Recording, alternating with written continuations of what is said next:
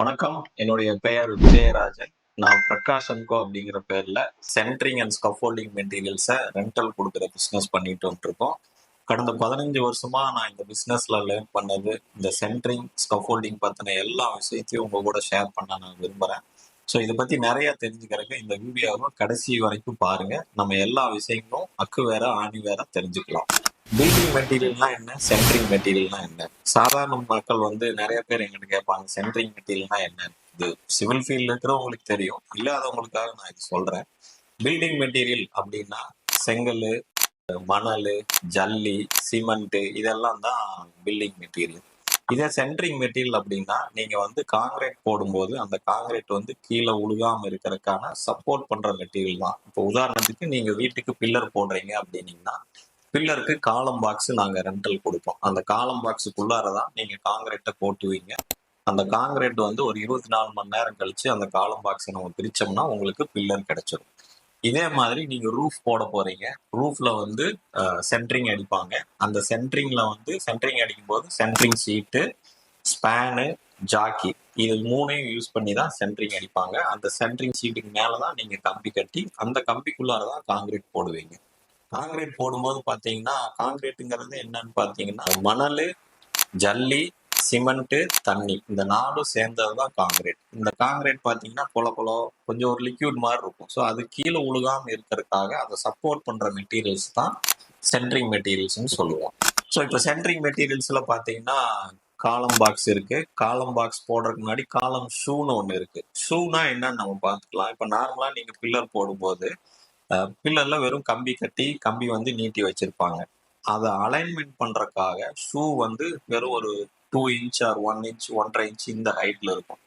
அந்த பில்லருக்கு கீழே ஒரு 1.5 இன்ச்ல வெறும் காங்கிரீட் போடும்போது என்ன ஆகும் அப்படின்னா அந்த பில்லரோட அலைன்மெண்ட் கரெக்டா வரும். அதாவது கம்பி ஒரு பக்கமும் காங்கிரீட் வெளியிலையும் தள்ளி போகாம கம்பியை சுத்தி 4 பக்கமும் காங்கிரீட் இருக்கணும், கரெக்டா ஈவனா இருக்கணுங்கிறதுக்காக வெறும் 1 இன்ச்ல ஒரு அலைன்மெண்ட் பண்ணிட்டு அதுக்குதான் நம்ம ஷூ யூஸ் பண்றோம். அந்த ஷூ யூஸ் பண்ணதுக்கு அப்புறமா அதுக்கப்புறம் காலம் பாக்ஸ் அந்த கீழே 1 இன்ச்சுக்கு போட்ட காங்கிரீட்டோட ஒட்டி அணைச்சு நம்ம போடும்போது என்ன ஆகும்னா கீழ இருந்து மேல வரைக்கும் அந்த பில்லருக்கு கரெக்டான ராடு பில்லருக்குள்ளார போடுற அந்த டிஎம்டி ராடு ஈவனா காங்கிரீட்டுக்கு உள்ளார போகும். இல்லைன்னா ஒரு சைடு காங்கிரீட் அதிகமாகவும் ஒரு சைடு கம்பி காங்கிரீட்டை ஒட்டி இருக்கிற மாதிரி இருக்கும். அதை அவாய்ட் பண்றதுக்காக நம்ம இந்த ஷூவை யூஸ் பண்றோம்.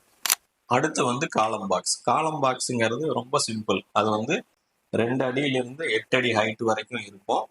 10 அடி கூட நம்ம பண்ணலாம். பட் இன் ஜென்ரல் இப்போ வீடு கட்ட போறவங்களுக்கு ஜென்ரலா 2 அடியிலிருந்து 8 அடி வரைக்கும் தான் இருக்கும். இப்போ நீங்க இப்பதான் ஃபர்ஸ்ட் வீடு ஸ்டார்ட் பண்றீங்க அப்படின்னா ஃபர்ஸ்ட் குழி எடுத்து உங்களுக்கு அஸ்திவாரம் போடுவாங்க. அஸ்திவாரம் போடும்போது அதுக்குள்ளார ஒரு 2 அடி 3 அடி அந்த ஏரியாவை பொறுத்து மண்ணோட ஆழத்தை பொறுத்து அதுக்குள்ளார காலம் பாக்ஸ் யூஸ் பண்ணி கீழே பில்லர் போடுவாங்க. அதுக்கு மேலதான் பெல்ட் பீம் வரும். ஸோ கீழே போடும்போது இந்த காலம் பாக்ஸ் யூஸ் பண்ணலாம். ஜென்ரலா கீழே பில்டிங் கீழே பேஸ்மெண்ட் கீழே பார்த்தீங்கன்னா ஒரு 2 அடியிலிருந்து அதிகபட்சம் ஒரு 5 அடி 6 அடி வரைக்கும் இருக்கும். களிமண் பூமியா இருந்தா மட்டும் கொஞ்சம் ஆழமா போட வேண்டியது வரும். ஏன்னா களிமண் ஸ்ட்ராங்கா இருக்காது அப்படிங்கிறது. இன் ஜென்ரல் அஸ்திவாரத்துக்கு கீழே 2 அடியிலிருந்து 5 அடி வரைக்கும் இருக்கிற காலம் பாக்ஸ் தான் யூஸ் பண்ணுவாங்க. சரி, இப்ப நீங்க அஸ்திவாரம் போட்டீங்க. அதுக்கப்புறம் என்ன ஆகும்னா பிளிந்த் பீம் அப்படின்னு சொல்ற என்ன சொல்லுவாங்க, பெல்ட் பீம். ஜென்ரலா எல்லாரும் பெல்ட் பீம் சொல்லுவாங்க. But actual name plinth beam. So அந்த பிளிந்த் பீம்ங்கிறது என்னன்னா மேல நீங்க போடுற ரூஃபை சப்போர்ட் பண்ணி கீழே இப்படி இழுக்காம இருக்கிறதுக்காக கீழே டைப் பண்றதுதான் பிளிந்த் பீம்.